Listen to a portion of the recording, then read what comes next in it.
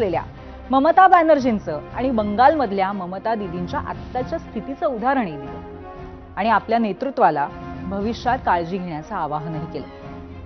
आणि याच साऱ्या पार्श्वभूमीवर बोलताना शिवसेनेत परतायचं त्यांनी मातोश्रीवर यावं असं मोठं वक्तव्य खासदार संजय राऊतांनी केलं. संजय राऊतांच्या या भूमिकेला आमदार अंबादास दानवेंनीही आज दुजोरा दिला. मातोश्रीवर येऊन कुणी भेटलं तर चर्चा पुढे जाऊ शकते असंही दानवेंनी म्हटलं. शिवसेना एकच आहे. मी कालही म्हणालो, दोन शिवसेना असूच शकत नाहीत ना. शिवसेना जिथे ठाकरे तिकडे शिवसेना, आणि शिवसेनेचं काम हे सातत्यानं शिवसेना भवन किंवा मातोश्रीतून चालतं. जिथे ठाकरे नाहीत ती शिवसेना कशी असणार मला सांगा.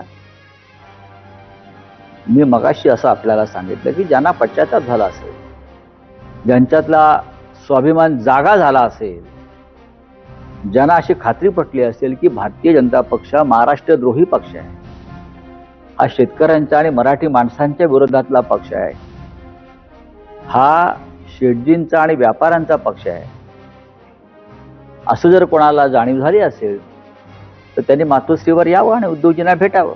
ते शिवसेना दोन नाही, ते शिवसेना एकच आहे जी बाळासाहेबांची जे उद्धवजींच्या नेतृत्वाखाली काम करते. इथं बाकी गद्दार लोकांची गँग आहे आणि त्याच्यामुळे या गँग मधल्या कोणाला जर अशा पद्धतीनं भूमिका मांडायची असेल तर निश्चित त्याचं स्वागत करू आम्ही.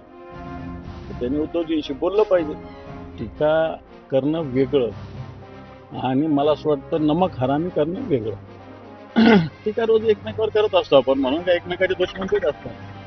तर नमक हरामी करणं हे तर चुकीचं आहे.